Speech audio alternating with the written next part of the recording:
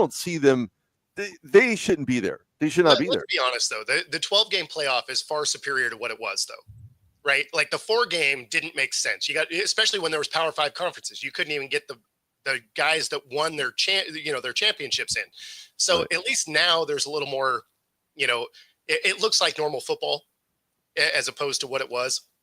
Sure. But it's not perfect, and the voting element is still going to ruin this thing. But what it does do is it makes it so that the teams that really deserve to be there will be there. Now we're talking about 2 and 3 loss teams, and the thing is if you're going to make that argument, they just needed to win more games, right? We're talking about multiple loss teams now instead of a Florida State that got held out that was undefeated. Right. Correct. Or are we seeing this unfold with UCF just a couple years ago, where they go undefeated, but yet they're not in the conversation because of favoritism? Because now you have almost in the house where you have lobbyists, right? We look at these lobbyists and we think to ourselves, well, we're gonna pitch this team, and if you pick this team, we're gonna give you X amount of dollars, blah blah blah. I think that has a lot to do with it. I'm not for certain. I'm not in that conversation, but if I was a fly on the wall, I'd love to hear what some of those voters actually go through and what they're being, what carrots are being dingled in front of them to get them to vote their way. That's really what I'm looking for. I think probably one of the more frustrating things is not only is it a voting game, but even if you have the wins, but they're like, you didn't win by enough, right? Like you didn't have the style points, they counted against you. It's like, oh, you didn't beat up on the school by 50 points. You just beat them by 2 touchdowns. We're going to move you down the list. It doesn't make any sense. It's why I've never been a fan of D1 NCAA, is because it doesn't make sense. And it was one of the things that,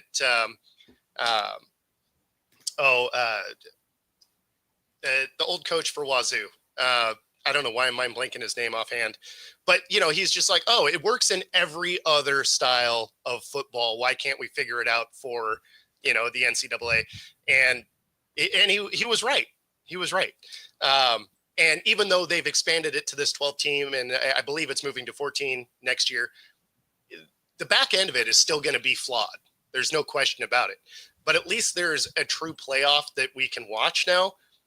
So, I mean, I appreciate that. Right. But you're still taking the part of the human element as a part of what the voting looks like in totality. So you look at the voting, think to yourself, again, going back to my analogy, you have people that are within the higher ranks, the higher levels and echelon within the NCAA, and the voting system is just absolute garbage, because you're going to see teams time and time again who are going to get in who have absolutely no business being there. Does it make for good TV? Absolutely not. It makes you look like a schmuck. And you're wondering, well, did I make the right move? Did I make the right call? It's completely obscene. And the minute they take the voting of people out of it, that you can have more parity involved in who actually does make it. Legitimate contenders within the context and bodies of those respective championship games. Big 12, Pac-12, Big 10, the WAC. I mean, you have many different options. Now you can say, you know what, I'm picking the creme de la creme with no bias whatsoever. My wallet's not going to get any fatter because I picked this team, but because I made the right choice and they win, guess what? I look like a genius. It's kind of like third down, right? 3rd and 1. We seen it last night between the Lions and the Packers, where it was a gamble. If it works, you're a genius. If it doesn't, you're an idiot, and it didn't look good for you, and it's not a good look overall. But the Lions pulled it out of their hat. Why? Because Dan Campbell's a freaking genius, and Matt LaFleur got out-coached. He just got out-coached, out-schemed, and ultimately the players got outplayed. Bottom line, you have Jared Goff and Ross St. Brown. The thing with your college voting is you also got to keep in mind who's voting, and that is, not necessarily football people, right? You're talking about beat writers and, article guys, and they don't even have to be current, right? Like they can still be in the voting area after they've left for, I think it's 5 years, up to 5 years after they've left the writing, they could potentially still be voting. That element of it is wild to me. It doesn't make any sense. Like if you're going to have a voting element, I feel like it needs to be actual football people voting. Sure. No, guys who have played the game, women that have been in front offices, those that have been involved in what it takes to win a championship. And again, you're taking the voting aspect out. Imagine the NFL had voters. Flip the script. It'd be dumb. It would be Cowboys would absolutely be in every year. no one would watch. No one would Cowboys would be in every year. Yeah, exactly. Being every year, even though their record is what they are at 4-7, and they're just not very good in all facets of the game. Whether you have Cooper Rush, so they won their last 2 games. Big deal. Does that mean they're required to be in some type of bowl bid? Absolutely not. It's ridiculous. So if they're trying to model something, look at what the NFL does. If you're the NCAA, and say, you know what, it's working for them, and you don't get a lot of backlash. Whereas for us, we don't care if we get backlash because we expect it year in and year out. Well, the thing that's funny about that, though, is it's not just the NFL. It's literally every other version of football. It's Pee-wee, high school. They all have true playoffs, right? Even D2, other versions of college football has. It's only NCAA D1 that has this ridiculous setup. Again, still way better now that there's a playoff. But because there's voting, you're going to end up with a 3-loss Alabama in and a 2-loss Miami out. Well, can you have the same conversation for men's basketball? You look at men's basketball and you think to yourself, well, is it up to the voters? Unfortunately, yes, it still is. Why? Because it's NCAA in a Division I landscape. And until that changes, you're going to see kind of the same, teams that are in and year out. It's like you're being grandfathered in, even though you broke your hip and you fell down and you broke your jaw. I mean, you're still grandfathered in a beauty contest, and unfortunately, it shouldn't work that way. All things being equal, though, March Madness is such a large field. It's less egregious, right? Because once you get in, once you're in March Madness, you lose and you're out. So getting in, I don't feel as bad about the voting process because the field is so big. Like if the field was 12, absolutely, right? But the field is 60 something? Yeah, a huge monster. So 68. 68. So as long as you weren't terrible, you have a shot, right? Right. So, I mean, but what do you do with 1-loss teams? What do you do with the 2-loss teams? Do you put them in an alternate bracket? We see this in the NBA, where now there's an NBA Cup. The team that won it last year, the Lakers, are not a part of the conversation because they lost too many. Yeah, well, the Lakers are terrible. So, I don't feel bad about them not being in the conversation. And likewise for, March Madness, it's like if you weren't good enough to get voted into the field of 68, you weren't going to win anyway. Let's be honest. You had a lot of losses to not be included in the top 68. When you're looking at college football, if you're holding out a 2-loss team for a 3-loss team, that's where the voting gets maddening, because you're just like, okay, they both had bad losses. One has one more loss than the other. I feel like math is easy here. Yeah. Let me say this. I'll present it with my power ratings. And this is independent of whether SMU wins or loses. So if SMU is in the college football playoff and they're playing Alabama would be a 2-point favorite.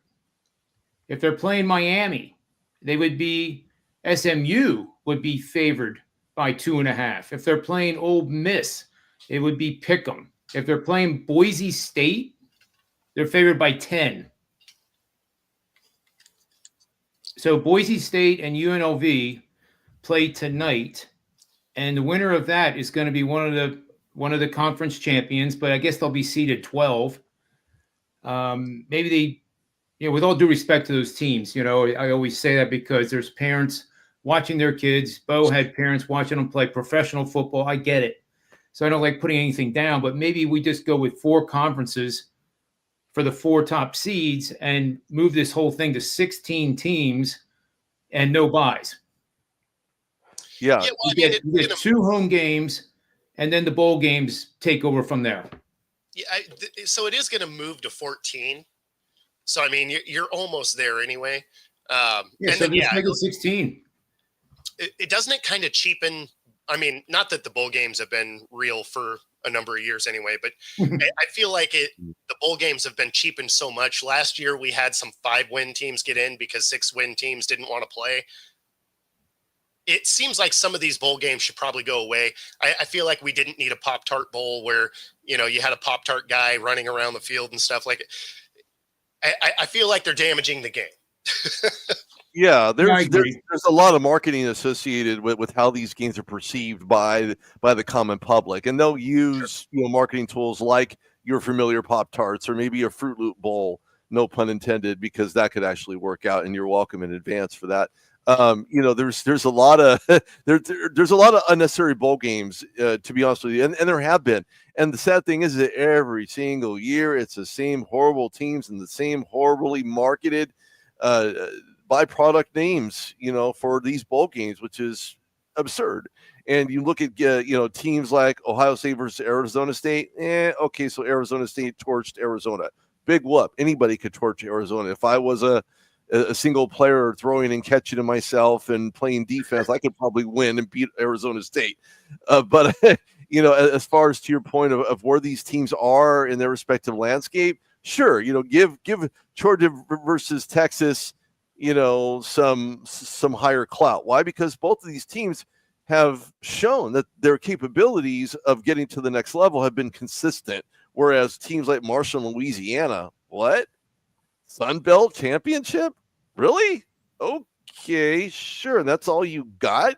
So you're going to get the low bid games. You're going to get your Clemson versus SMU only because Clemson's been there, done that before. You kind of see where I'm going with this, that you have too many big name schools that have lots and lots of money that contribute to this all-state deal where if you do the all-state challenge, you win X amount of dollars for tuition and blah, blah, blah.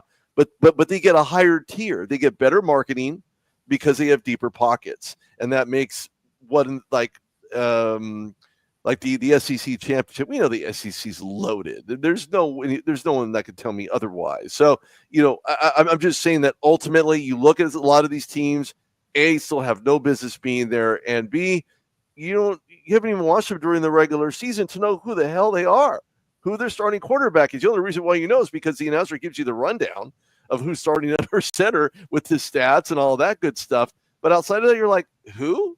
Where? I mean, they had a team, so if they're going to put real teams in there, teams that have won consistently or great comeback stories like Miami, right? The Hurricanes haven't been all that great these past years. And all of a sudden here comes Cam Ward, running down the field, being this, Superman to help save their season, putting the games on the back of his jersey. I'm just saying that there's a reason why the Hurricanes are not in that mix, is because they had the one loss against Syracuse. That is the stupidest, lamest thing known to mankind, and I don't thank the voters for that, because they could have been absolutely fantastic. On top of that, adding more marketing dollars to the respective championship game had they have been in one. There, I'm off my box now. Thank you. That was a good conversation. I'm glad we had it. If my memory serves correct, we're an NFL football show. Oh, yeah, right. So I take responsibility for the college thing, but I'm really irked by the whole thing. I mean, I'm actually like borderline upset with it, because SMU what would prevent them from saying, okay, we want to be in and guaranteed to be in no matter what, so we're going to forfeit the game. We didn't play a championship game, so our position is locked. Any team that is in the rankings right now cannot change. You always play the game, right? But sure, conceptually, it just I don't like it at all. Especially if a loss could knock you out, I get what you're saying, right? Yeah. Like if you were invited to the championship game and you think for some reason you're going to lose, and you're in the national championship talk, and if you lose the championship game, you're out. I get where you'd want to hang out, maybe, right? Because do you want the conference championship trophy, or do you want a national title? Sure. Yeah. And some of these teams are happy with their, with their championship win. Some don't want to go on and play in the big game. Who, if I know, you're not going to see. I was going to say, I don't know if that's true. I don't know anybody that wouldn't want to compete for a national championship. Look, if Jacksonville State faced off against Alabama, who's going to pick Jacksonville State? Anybody? Oh, it's not that. I might take them with the points. I would still rather be 60. I'd rather be in the conversation for a national championship and lose than not even put my hat in the ring. Yeah, but no one's going to remember number 2. They're just going to remember the loss. They're not going to remember you. They're going to remember the loss. You're going to remember as players is the thing. Yeah, your grandkids are going to remember. From a player standpoint, perhaps, but from a team standpoint, from a marketing standpoint, from the end viewer, the one who's actually going to watch the game, albeit in person or on television, the ones that will remember are the ones that they picked to win, and that would be Alabama. Why? It's a brand name like Tide or Skippy Peanut Butter or sure, but I mean, it's about the players, man.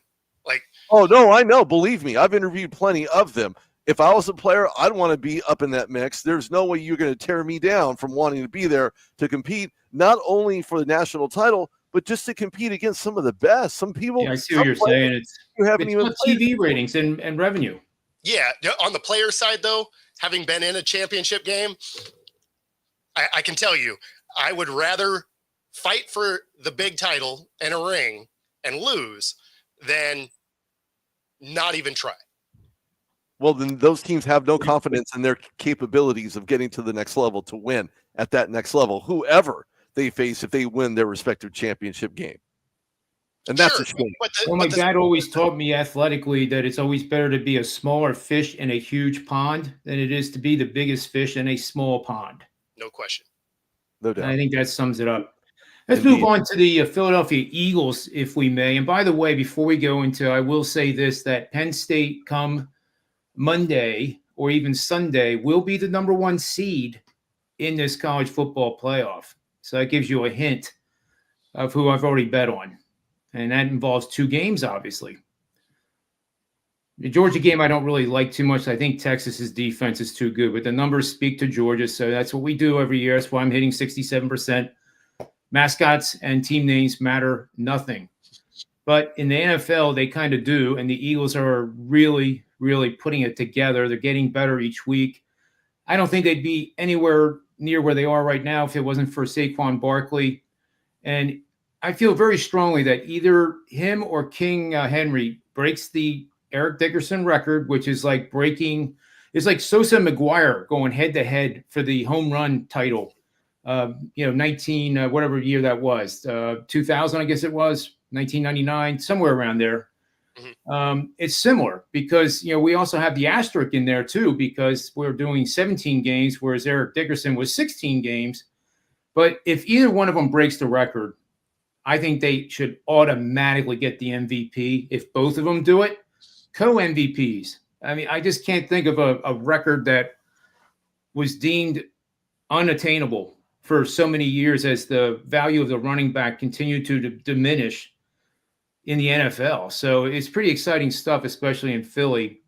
But their defense, the beginning of the season, the talk was that the defense was going to be porous and it would struggle. It would allow 27, 28 points a game, but the offense was going to score 35 to 50 every single game. And isn't it ironic that the opposite has happened? Now the Eagles have the number 1 defense overall in the league, not just in the last 6 games. Some other really cool stuff here on this team. I'm on the Eagles this week, even though it's 13.5, and I'll give the algorithm in a second. But in this, the Eagles have won 8 straight games and committed just 3 turnovers during the streak. Only 11 other teams have ever accomplished this rare feat of excellence since 1980. In past games, however, these elite teams have seen the market overprice them a bit. They've gone 4-7-1 against the spread, so a small sample size. But the over, guys, is now 11-1 for 92% with these juggernauts. And I think that Eagles offense and playing over the team total is an excellent bet too. The algorithm is as follows. You're going to bet on double-digit favorites. They're facing a foe that has won between 25 and 40% of their games. The foe is on a 2 or more game losing streak, and the game occurs from week 9 on out to the end of the season, or in layman's terms, the second half of the regular season. 38-2 straight up, 95%. 30 wins, 8 losses, 2 pushes against the number for 79% over the past 10 seasons. So I really like the combination of the Eagles and the over. You guys know I don't like teasers or parlays, but for you guys out there listening, I think teasing the Eagles down and then tease the total lower is probably a pretty darn good bet. Like I said, I don't really recommend doing them because why do they call them teasers? Because it looks too easy and it's like free money, but it's never free money.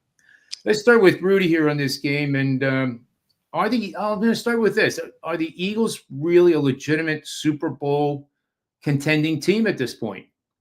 There's a lot of arrows that point towards yes. And I'm not there yet. I'm close to the arrow. I'm closely on clicking the arrow. Of course, we all use cursors to move around and navigate through our respective computers and all that.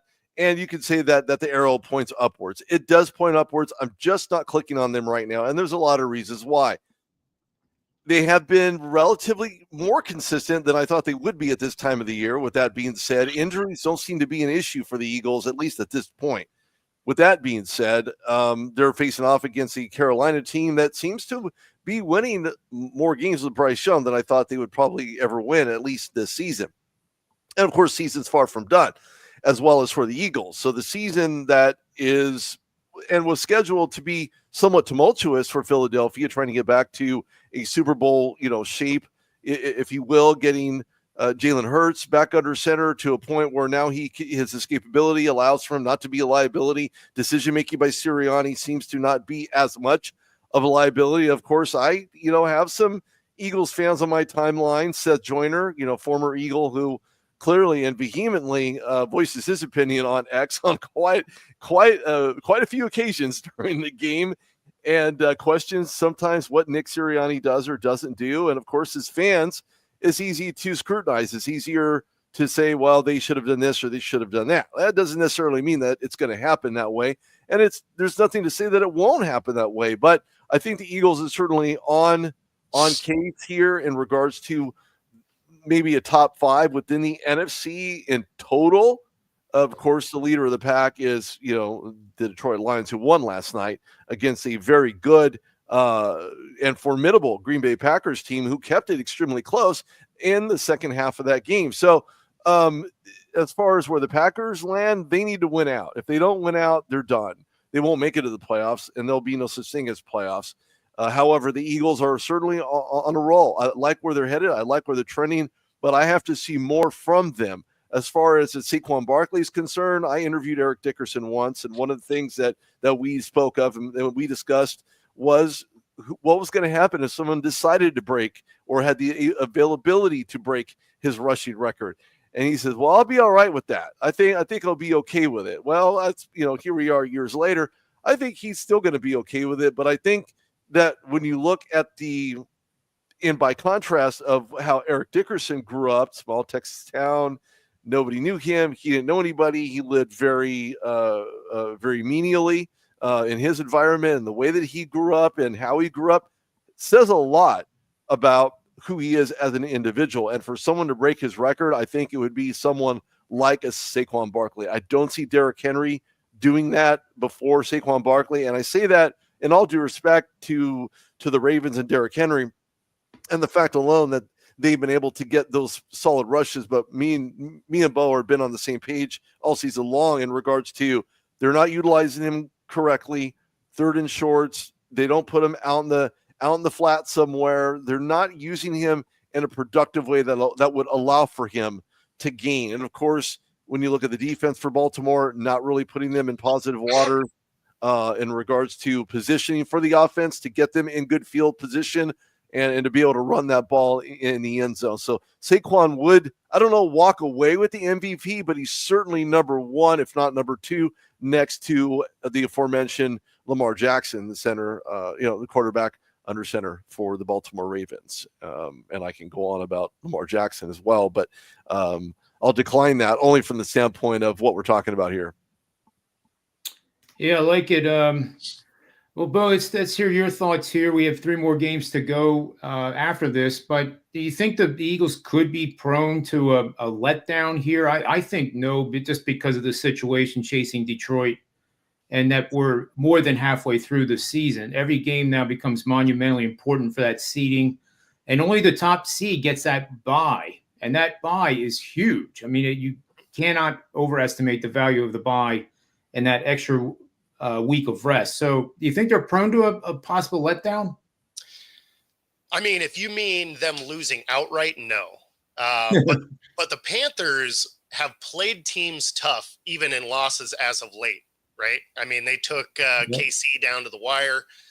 So the Panthers don't look like they're giving up. So do I think that the Eagles somehow miss covering? I could see that.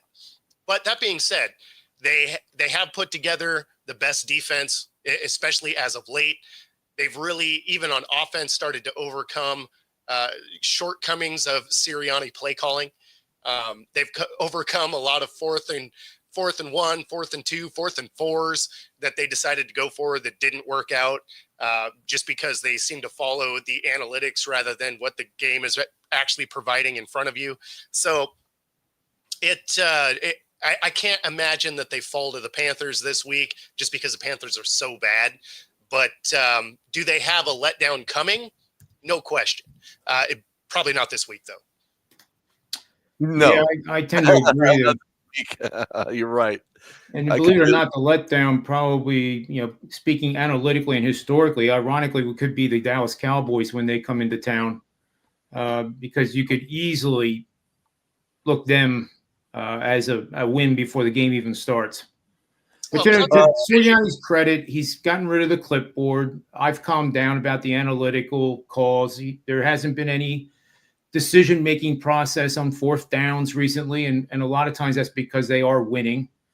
But I think, him being quiet now or quieter on the field, having less impact on those decisions is a big part of their win streak too. It's more about preparation because they are prepared every single week. There's no denying that. So the head coach must be doing something right to have them do that. Well, everybody has to be they have to play in complete concert. And that comes from being able to execute. When you have the ball, you need to execute. When you have the ability to capitalize on the other team, you have to execute. Speaking of execution, there's some new news that just came across my wire. Randy Moss, due to his medical condition, will no longer be part of the ESPN Monday Night Countdown crew, and will be sorely missed. And they're welcoming him back with open arms, as he should. I think Randy Moss has been an invaluable component of that cast since he joined ESPN. So I wish the best for him and his family moving forward, and I look forward to seeing him next year. Yeah, absolutely. Yep. Let's move on to a team that I know Rudy likes quite a bit, the Pittsburgh Steelers. I like them quite a bit because I cashed my wins total ticket last week. You're welcome. And I know a lot of my buddies, when I told them, my local friends, especially at the places called bowling alleys and bowling leagues, there's no way the Steelers are going to have a winning record this year. You're nuts. Okay, well, now I can buy 2 new bowling balls, I guess. But seriously. well, the squirrel has to get his nuts, and how they get their nuts is by winning. And when you win, and it's not a question of win, you can go a lot farther than without. And with that being said, John, this is a rematch between these two teams, not just 2 games ago that they face off against the Cleveland Browns, who by far in the snow globe game, as we like to know it and call it and actually love it and endear it, this game's no longer going to be in Cleveland. It's going to be in, Pittsburgh at Acrisure Stadium. There is no snow slated to be in this game, not to suggest there won't be, but you know how Mother Nature works. She either does or doesn't. And the Steelers at 9-3 are certainly rolling. I've seen so many accolades for other teams being given by the NFL and giving them their, crowns and their dues and their, here's our favorite, play of the game and player of the week, et cetera, et cetera. No mention for the Pittsburgh Steelers, none whatsoever, which I find to continually throw another log in the fire, especially during these cold winter months for some across the country are experiencing. They're throwing another log in the fire for the Steelers to continue playing, the way they have been. They shellacked, they demolished, they demoralized the Cincinnati Bengals in such a way that, as a fan from that perspective, gave me nothing but joy to see them win. Not necessarily because it was the Bengals, but it's how they won and the ways that they won and who was leading the pack. You know, the special teams plays, the batted balls, the forced fumbles, the way that Russell Wilson is able to take care of the ball since becoming the starter for the Steelers, have yet to lose a game for it, except for that last game against the Browns. So with that being said, there's a lot to like about the Steelers team and a lot less to like about the Cleveland Browns. But don't forget, like anybody else does, records mean nothing when you're playing teams within your own respective division. Bottom line, they know who you are, they know how you play, and they're going to set up accordingly. Now, do I see the Browns necessarily taking the win in Pittsburgh to perform a sweep? Not this week. Maybe the week before last. Okay, perhaps. Why? Because it's in their house. The Browns have played in the snow. They're familiar with it. Steelers have played in the snow time and time again. It hasn't actually happened in their schedule as much as to their chagrin, perhaps. But the Steelers just keep on winning, and they continually show why. And the less they get talked about, the less conversation surrounding what they're capable of doing on the field, as well as those players and how they contribute off the field. Certainly it's not being discussed. It's not talked about. But certainly amongst Steeler fans, they are certainly being talked about, as they should be. National media is not giving them any love, as I just stated. And I think that's a clear oversight by those who aren't giving any respect. And of course, you heard the segue song into the Detroit Lions game, RESPECT by Aretha Franklin. And the Steelers are frankly getting none of that either. So you can't just put the Lions on an island and expect to not get bitten, especially by a lion. But you're going to get bitten when the Steelers take care of business at home against the Browns this Sunday. Well, I think Tomlin should be in the conversation for Coach of the Year. I know Campbell is probably the favorite right now. But again, to your point, Rudy, the Steelers are the Rodney Dangerfield this year of the NFL. No respect, and it's pitiful. It really is pitiful that it's not recognized what they have done. I mean, it's just truly remarkable. You know, they made all those changes in the offseason, and they were throwing in the towel, so to speak. This is a rebuilding year. Well, they didn't think that. They were planning on getting the playoffs yet again. What do you think of this game, Bo? I think what's going to happen here is, betting under Cleveland's team total is probably, I like that angle. Because Cleveland is arguably one of the worst offenses in all of football. They rank dead last in third down conversions. And guess who's number one in preventing third down conversions? The Steelers. So if the Cleveland Browns can't move the chains, they ain't going to score. How do you see it, Bo? Yeah, no, kind of exactly like that. I mean, one of the best things about this Steelers team is the fact that they figured out how to keep Russell Wilson quiet. Right? There's no catchphrases. There's no dumb stuff. It's just him out there playing football. The team is uniquely built in a way that favors the way he plays. They look very similar to the early Seahawk years, where it's a great defense, a good running game. He has some decent weapons to throw to and a good offensive line. And that's what he excels in, is not playing hero ball that he likes to try and do, but he needs to be special 3 or 4 times a game. That's what he's good at. And that is exactly how this team is put together. The Browns, on the other hand, despite when you look at their roster on paper where it looks really good, they find ways to lose games. And so I would expect the same thing here. Steelers should be able to get this done at home. Yeah, I think so too. Let's move on to another game I think is greatly intriguing. Is the Atlanta Falcons are going to the Minnesota Vikings on Sunday. And it is the homecoming for Kirk Cousins, I believe. And it'll be interesting to see how he's received. Is it a situation where he's going to get booed, or is there going to be a warm applause? I think he deserves to be welcomed warmly. But anyway, I kind of like Atlanta here, and the reason I do is the line is kind of funny. It's one of those lines that you would think that Minnesota should be favored by 7, 8 points in this situation. After all, look what Minnesota's done. But then again, not as bad as the Kansas City Chiefs have, and 8 wins by 1 score or less.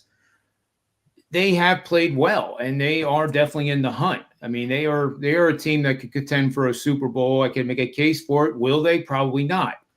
But let's start with Rudy here. I like the Falcons plus the points here, and I also like a sprinkle on the money line. So you can tell me why I shouldn't do that, or why you agree?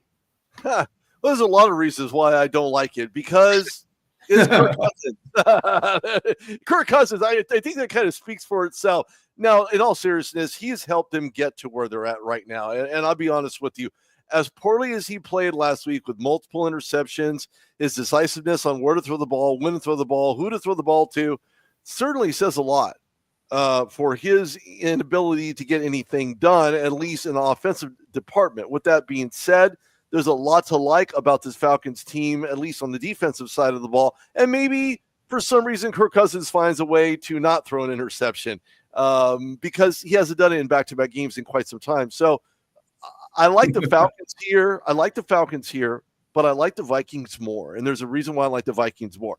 Has nothing to do with the fact that I interviewed Sam Darnold when he was drafted by the Jets, which thankfully was his situation that he decided to get out of, because he knows how reckless and poor that organization has ran, and how many starting quarterbacks have they had. They're following not close behind the Cleveland Browns. So I like the way Darnold's playing. I like the symmetry. I like how they're doing it, setting up the pass with some play action. They certainly know how to get the ball down the field. They have the weapons. They have this, forget the style points, but if you had players that are going to create those style points, they certainly have plenty of them on their side of the ball, from Addison on forward. So, and besides that, you like to see a dialed-up defense on any given down, and they disguise it as one of the best teams in the NFL possibly could ever do. And I like the Vikings in this matchup. I'm taking the Vikings over the Falcons because of the way that they're playing, how they're playing it. Sam Darnold has not had a multiple interception game since when? Oh, wait, it's been a while. And coming off of the heels of where we've seen Kirk Cousins play with the Atlanta Falcons, extremely disappointing. I'm disappointed for him, just like I was with the Lakers last night losing, or the other night losing, and either way, a loss is a loss. But with that being said, I like the Vikings here. And if there was a favorite to take, if there was a player prop to take, I would probably have to take Sam Darnold on this one. I like it. Bo, you have a counter here? Are you with me with the Falcons? I'm a little bit less bullish after listening to Rudy there, but tell me who you like. Yeah, so I like the Vikings here as well. Coming into this game, you got to keep in mind that Cousins and Penix shared first team reps. So there is some indications that they may move on from Kirk Cousins, and whether or not that happens this week, it does mean he got fewer reps during practice. So either they're looking to move on, or there's something that's ailing Kirk Cousins that we're not aware of. Either could be true, but generally that doesn't help a team the week that starts to come through.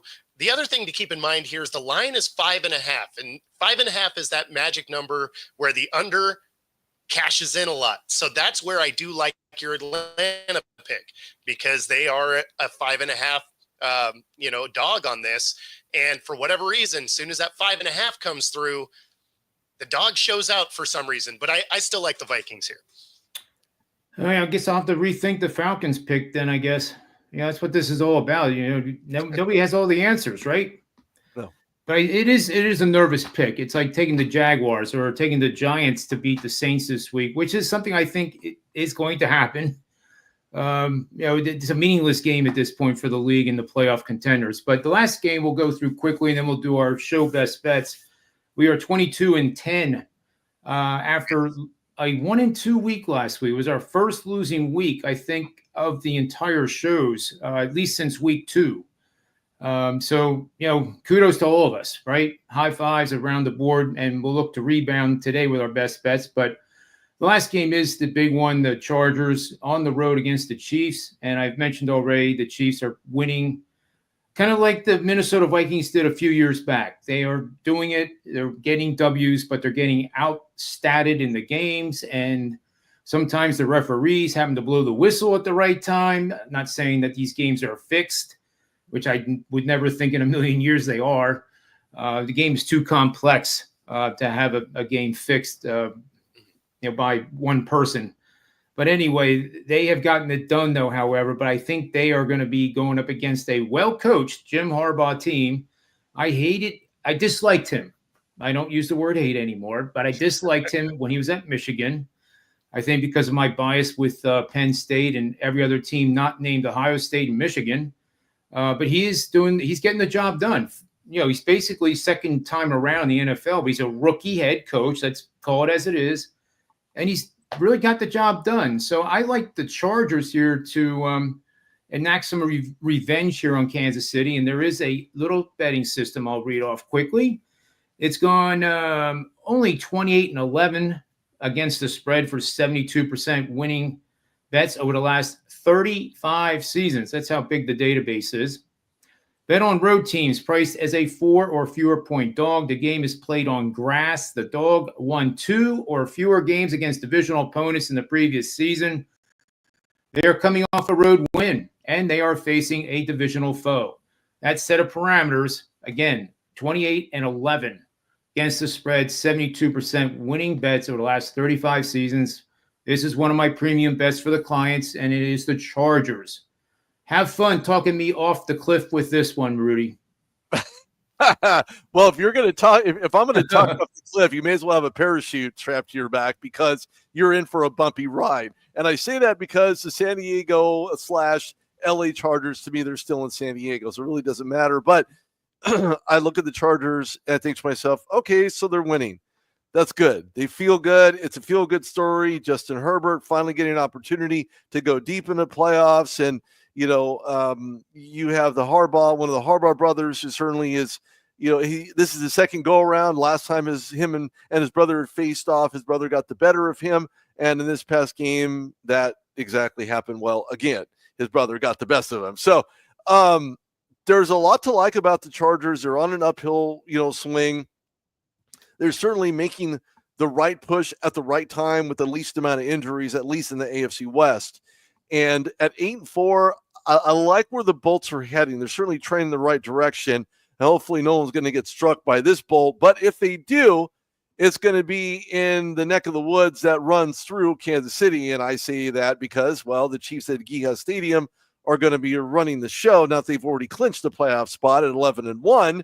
And not only in the AFC West, but in the AFC overall. So anything that happens is going to run through Kansas City. With that being said, I like the Chiefs in this game.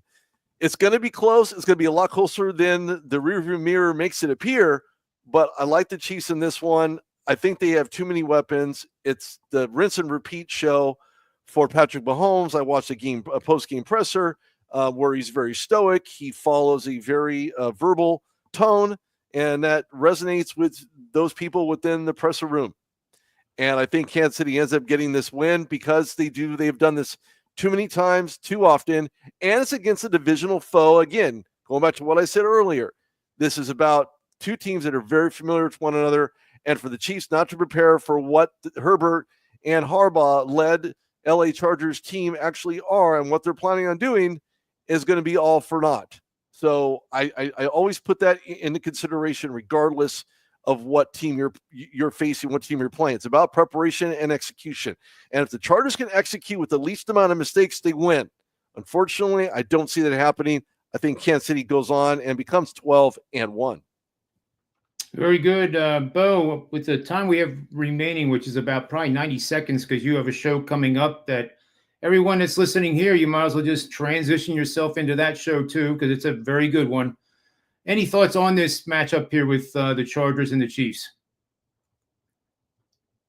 You're muted. Sorry about that. Yeah, I like KC here. A lot of that has to do with the fact that 7 of the 8 questionable players are all on the defense of the Chargers. Chargers, obviously, they're number one as far as points allowed, right? Like they're shutting everybody down. But when you look at the amount of people that are going to be either hampered or missing this game, I think KC is just too good of a team because they also have a great defense. They match up kind of well against each other, divisional foe as well. Do I think it's going to be a blowout? Probably not, but I do think KC gets it done. Okay, good enough. Let's do 30 seconds each, I guess, or under a minute for the best bets, and I'll be very quick. Mine is what we started out with. I'm going to take our show best bet with the over 45.5 points in the Eagles versus Carolina game. I'm also going to do pizza money bets, and that's exactly what it means.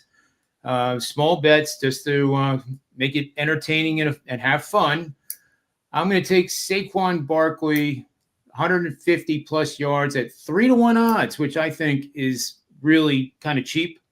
Carolina can't stop anything, and they're going to pound the rock. And this is a game where I think if Barkley could get 200 or more, that sets the stage then for the run at the record. If he gets under 100 in this game, record is probably not going to happen.